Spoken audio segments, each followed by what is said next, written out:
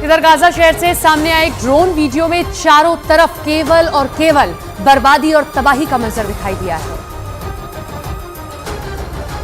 उधर गाजा से सामने आए एक ड्रोन वीडियो में चारों तरफ केवल और केवल बर्बादी और तबाही का मंजर दिखाई दिया और वहां से सामने आए वीडियो में कुछ लोग मलबे के नीचे दबे हुए लोगों को निकालते नजर आए।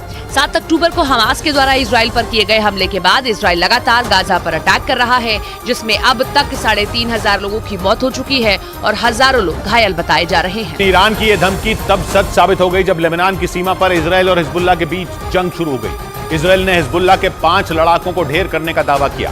इजराइल का आरोप है कि मारे गए हिजबुल्लाह के लड़ाके सीमा पर लगी बाड़ में विस्फोटक लगा रहे थे, जिसका पता चलते ही इजराइल की सेना ने उन पर अपने ताकतवर टैंकों का मुंह खोल दिया और फिर एक के बाद एक लेबनान की सीमा में मौजूद हिजबुल्लाह के ठिकानों पर कई गोले दागे गए, जिससे पूरा इलाका थर्रा उठा। हिजबुल्लाह पर की गई कार्रवाई का जो वीडियो सामने आया उसमें इजराइल के कई टैंक ताबड़तोड़ गोले दागते नजर आए, जबकि कुछ टैंक बॉर्डर के पास गश्त करते दिखाई दिए। और इजराइल की मीडिया के मुताबिक हिजबुल्लाह को जवाब देने के लिए इजराइल ने वहां पहले से ही पूरी तैयारी कर रखी थी, क्योंकि वो ये जानता है कि हिजबुल्लाह को हल्के में नहीं लिया जा सकता। इसीलिए इजराइल ने लेबनान बॉर्डर पर बड़ी संख्या में सैनिकों के साथ वहां ताकतवर हथियार भी तैनात कर दिए। कुछ रोज पहले भी हिजबुल्लाह की तरफ से की गई गोलीबारी के जवाब में इजराइल ने अपने लड़ाकू विमानों से उसके ठिकानों को निशाना बनाया था। इजराइल की टेंशन इसलिए भी बढ़ी क्योंकि लेबनान सीमा पर हिजबुल्लाह ने इजराइल के टैंक को उड़ाने का दावा कर दिया। हमास के हमले के बाद गाजा पर इजराइल के एक्शन से लेबनान का चरमपंथी संगठन हिजबुल्लाह भड़का हुआ है और वो इजराइल के उत्तर से हमले की चेतावनी दे चुका है।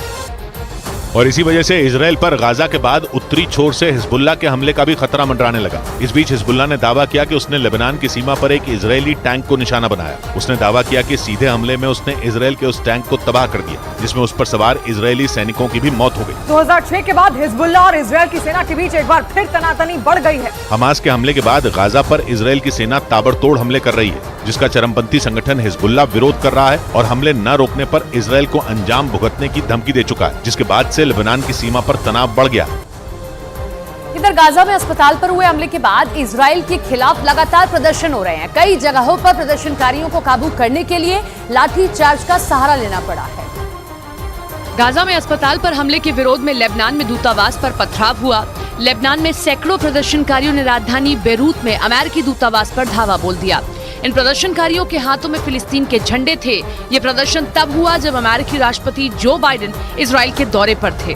अमेरिकी दूतावास के बाहर इकट्ठे हुए प्रदर्शनकारियों को वहां से हटाने के लिए पुलिस को आंसू गैस के गोले छोड़ने पड़े और वाटर कैनन का इस्तेमाल भी करना पड़ा। अमेरिका ने हिजबुल्लाह की धमकी और लेबनान में हुए विरोध प्रदर्शन के बाद वहां रहने वाले अपने नागरिकों के लिए अलर्ट जारी कर दिया।